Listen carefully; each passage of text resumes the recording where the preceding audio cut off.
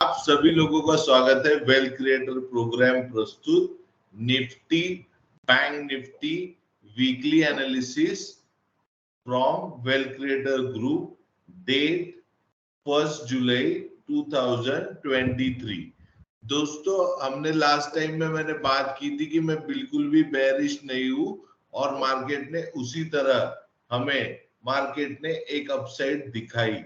जब भी मैंने बेरिश व्यू दिया उस टाइम पे हमने रेड कैंडल होते हुए बेरिश व्यू देखा था, लेकिन लास्ट वीक मैंने कोई भी बेरिश व्यू नहीं दिया था।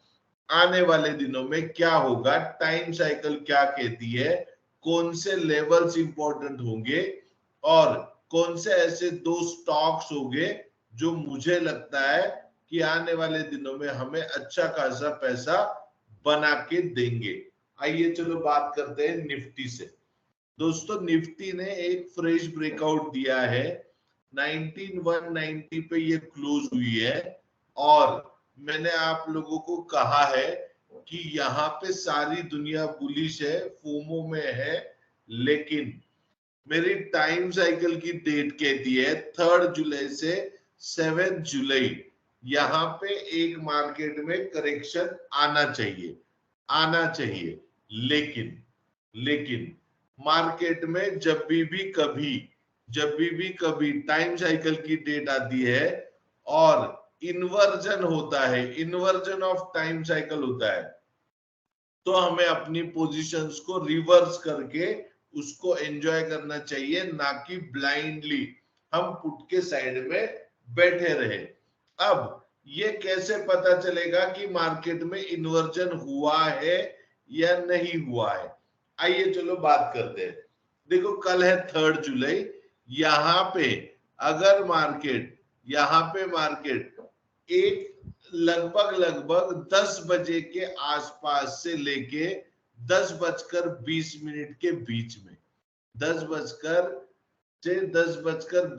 के बीच में मार्केट कल गैप अप ओपन होगा, हाईली गैप अप ओपन होगा, 19,300 पे भी गैप अप होगा, सारी चीजें होगी। लेकिन कल का दिन इतना क्रूशियल रहेगा, हम पुट की पोजीशन तब भी बनाएंगे जब मार्केट इस ट्रेंड लाइन के नीचे क्लोज होगा। ये ट्रेंड लाइन कहां पे आ रही है? ये ट्रेंड लाइन आ रही है लगभग 19,060 के आसपास में। अब अगर मार्केट कल 19,060 के नीचे क्लोज होता है तब भी हम पुट के बारे में सोचेंगे, वरना हम हर एक डीप में कॉल को ही बाय करने के बारे में सोचेंगे। सो हमारा प्लान कल क्या रहना चाहिए? कल हमारा प्लान क्या रहना चाहिए? 19,060 या 19,100 के आसपास में हमें जब भी कभी मार्केट दिखे और छोटे टाइम फ्रेम में वो फिर से वहां पे एक सपोर्ट लेके हायर हाई बनाने लगे, तो हम कॉल की साइड में बैठेंगे। हम पुट कब लेंगे? जब मार्केट 3 जुलाई को 19,060 के नीचे क्लोज हो जाए और 18,880 एक ऐसा लेवल रहेगा जिसके नीचे अगर मेरे टाइम साइकिल में मार्केट अगर 18,880 के नीचे क्लोज करता है 7 जुलाई तक, कभी भी हम पुट की पोजिशनली 20 जुलाई की पोजीशन हम तभी बनाएंगे जब हमें 18,880 के नीचे का क्लोजिंग, वीकली क्लोजिंग हमें देखने को मिलेगा। आप दूसरा रिस्क कब ले सकते हो? आप 19,060 के नीचे जब मार्केट क्लोज हो जाए तब आप एक पोजिशनल 20 जुलाई की पुट की पोजीशन बना सकते हो। तब तक कोई भी पुट की पोजीशन नहीं बनाएगा। सेकेंड, अगर मार्केट 19,060 के नीचे नहीं आती है तो हमें क्या करना है? 19,100 के वो नजदीक में एक कॉल की पोजीशन को कैरी करना है और आने वाले 10 जुलाई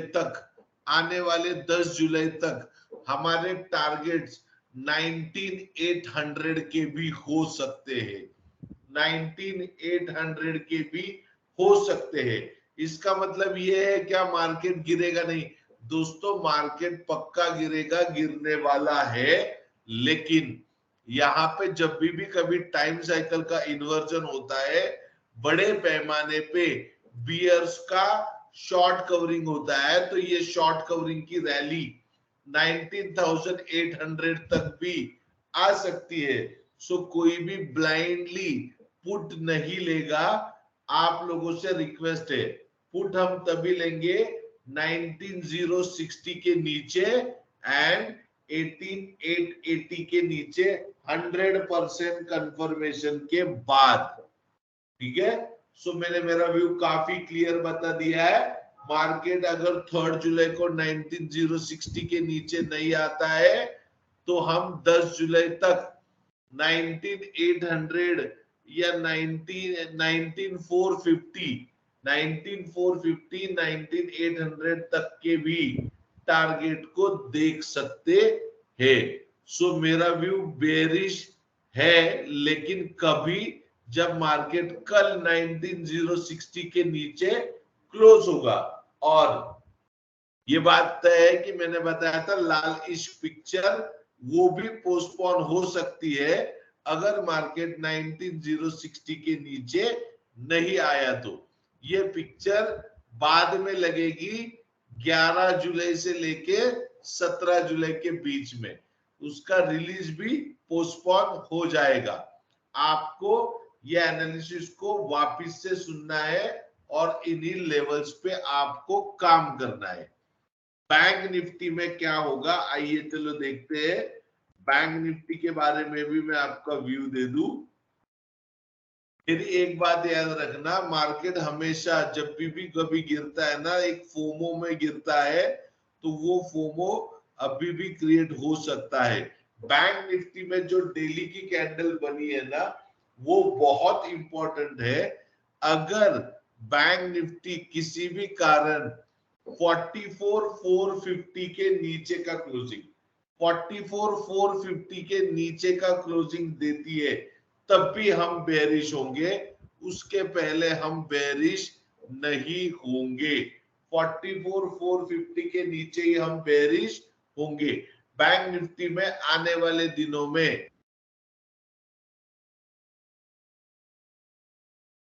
लेके 45,200 से लेके लगभग 46,000 के भी टारगेट को हमें देखने को लग सकता है अगर मार्केट कल 44,450 के नीचे क्लोज नहीं हुई। मेरा बेरिश व्यू 44,450 के नीचे बैंक निफ्टी एंड निफ्टी 19,060 के नीचे, तब भी मेरा व्यू बेरिश होगा। ये बात ध्यान रखना। आइए चलो बात करते हैं दो स्टॉक के बारे में जो आने वाले दिनों में आपको 25 से 30% के रिटर्न दे सकते हैं। पहला स्टॉक है केफिन टेक्नोलॉजी। यहां पे एक फ्रेश ब्रेकआउट आया है। आपको एंट्री कहां पे करनी है, आपको यहाँ पे सीएमपी भी आप एंट्री कर सकते हो। 50% क्वांटिटी और 50% क्वांटिटी आप सीएमपी खरीद के 50% क्वांटिटी आप इस पोर्शन में लगभग 351 से लेके 356 के एरिया में ऐड करना। 334 का एसएल रहेगा और मेरे टारगेट 420 470 के आने वाले दिनों में केफिन टीक में रह सकते हैं। दूसरा स्टॉक है रुस्तम जी का दूसरा स्टॉक है। ये दोनों स्टॉक बेशक उदय जी के हैं, उदय जी के स्ट्रैटेजी से हमने बनाए हैं। अब यहां पर भी एक फ्रेश ब्रेकआउट आया है, लेकिन रुस्तम जी में तभी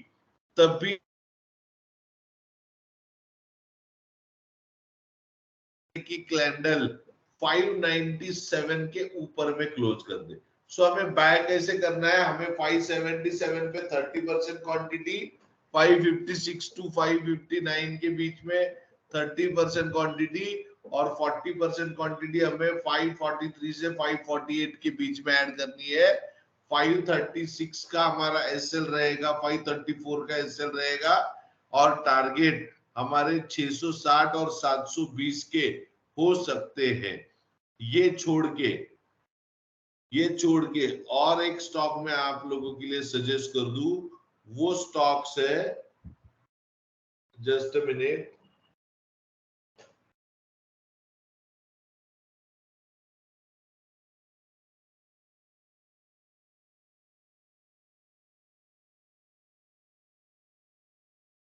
वो स्टॉक है Karnataka bank. Karnataka bank, Karnataka bank में भी एक फ्रेश ब्रेकआउट आता है। आपको जैसे ही यहाँ पे अगर आप देखोगे तो लगभग 171 से लेके 175 के बीच में आपको मिलता है, तो आपको 168 का एसएल लगा के इसको लेना है। आपको आने वाले दिनों में कर्नाटका बैंक में 15 से 20% की अपसाइड को देखने को मिल सकती है। और एक स्टॉक है हमारा ईपीएल लिमिटेड। ईपीएल लिमिटेड में भी एक फ्रेश ब्रेकआउट मुझे दिख रहा है, जहां पे मैं आप लोगों को सजेस्ट करूंगा कि यहाँ पे आप एक एंट्री बना सकते हो 211 के आसपास में। 211 के आसपास में आप एक एंट्री बना सकते हो। जस्ट मिनट में एक बार चेक कर लू, ईपीएल में भी फिर से एक बार कंफर्मेशन ले लू बड़े टाइम फ्रेम पे भी।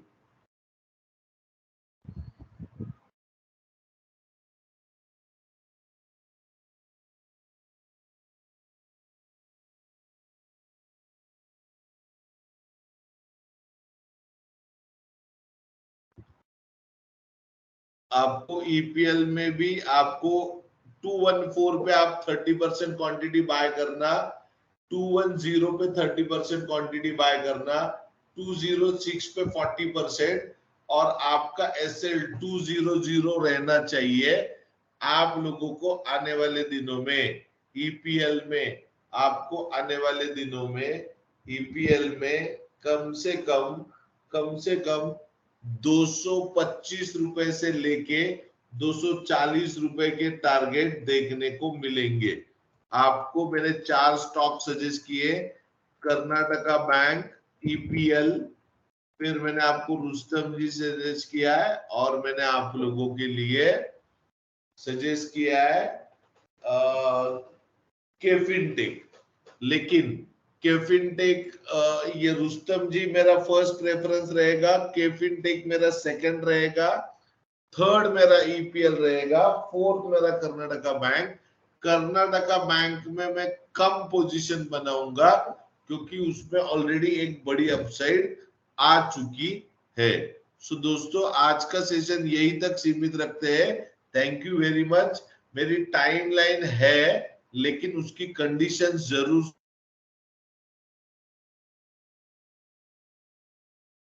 कोई भी पुट नहीं लेगा। थैंक यू वेरी मच दोस्तों, यहीं पे रुकते हैं। Bye bye, enjoy your weekend, take care.